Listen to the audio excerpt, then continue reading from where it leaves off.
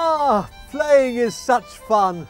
As the author Oliver Wendell Holmes once said, you don't stop playing because you're old. You grow old because you stop playing. We all know that children love to play, and not only children. During childhood and adolescence, the brain undergoes its most significant development. Since the dawn of history, people acknowledged this fact, using games to sharpen children's minds and skills which they could use in real-life situations. Teachers would draw lines in the sand, and their pupils would place pebbles. Families would spend long evenings around the table, absorbed in the pleasure and challenge of playing games. Generals learned battle strategies through playing chess, and Japanese samurai understood the importance of mind games, adopting the game Go as one of their 7 most important martial arts. Would you believe that currently more than 2 million children in 30 countries around the world play games during lessons, in class, and with the teacher's permission?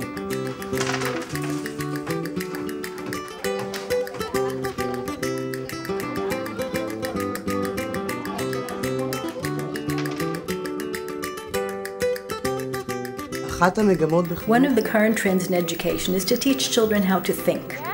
The Mylab Method promotes the development of thought in a very unique manner, through play.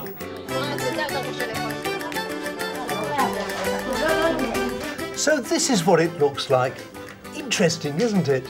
But what's the method behind it? At the heart of the method is the notion that the children's experience while playing be both enjoyable and fascinating so that they'll be more motivated to engage in more in-depth learning. The learning process actually involves 3 primary stages.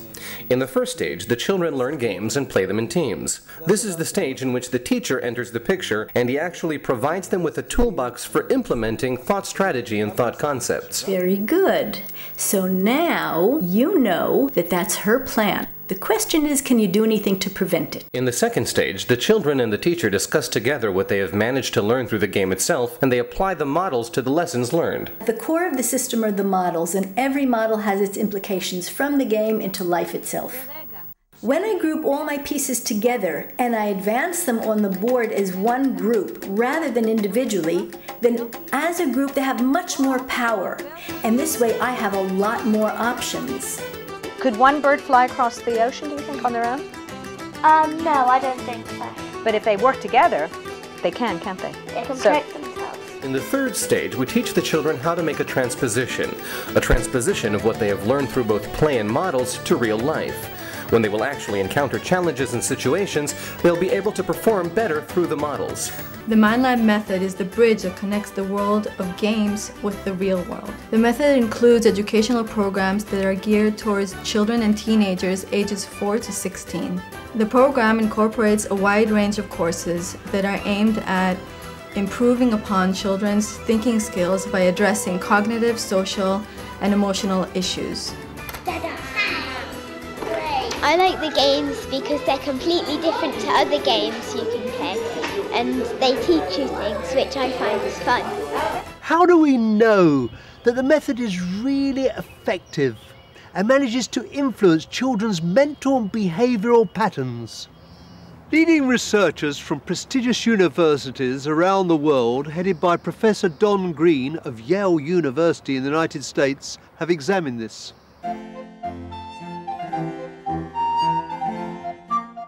Over the past 3.5 years, I've conducted a series of scientific evaluations of the Mylab curriculum. In the treatment group, children receive the Mylab curriculum, whereby they play with games, but learn broader lessons about the applicability of strategic concepts to other areas of life. And in the control group, they simply play with games. And what we find is a significant improvement in the treatment group. When these children were tested in math and verbal ability, it was found that the treatment group significantly outperformed the control group. The more exposure children have to the Mylab curriculum, the more intensively it's implemented, the best they do. And In a field where real interventions that work are relatively rare, I'm quite pleased to report that this is one of those interventions that does work, and it works to a high standard of scientific credibility.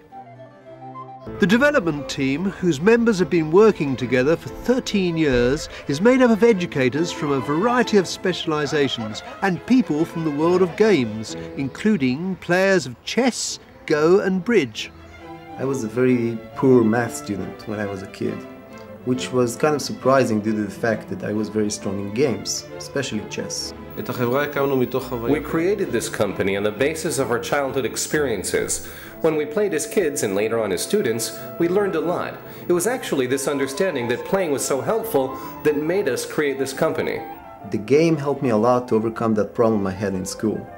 And that gave me a lot of motivation to try and help other kids with the same problem. Matan Toledo, a 12-year-old from Tel Aviv, studies in 6th grade. Until 5th grade, he was considered a weak student. He was not good in physics or math, and his capabilities were considered below average. Because of this, he suffered from low self-esteem, and his social relations suffered. I achieved the best scores in thinking games. I improved in subjects like Bible studies, history, geography. Our advantage is that we've created the program based on field experience with kids rather than a theoretical plan to be implemented later on. I felt better about myself, like I could really be a winner. There's no doubt that this is a success story. The method is already proving itself in thousands of schools across 30 countries on all 5 continents.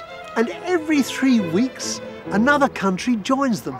In the last 3 years, I've been visiting over 20 countries, and very quickly I came to the conclusion that people are people and kids are kids, and they behave and respond to the program pretty much the same way, whether they are from Brazil, Australia, or Japan. It's taught me so much, and I've done so much better at school.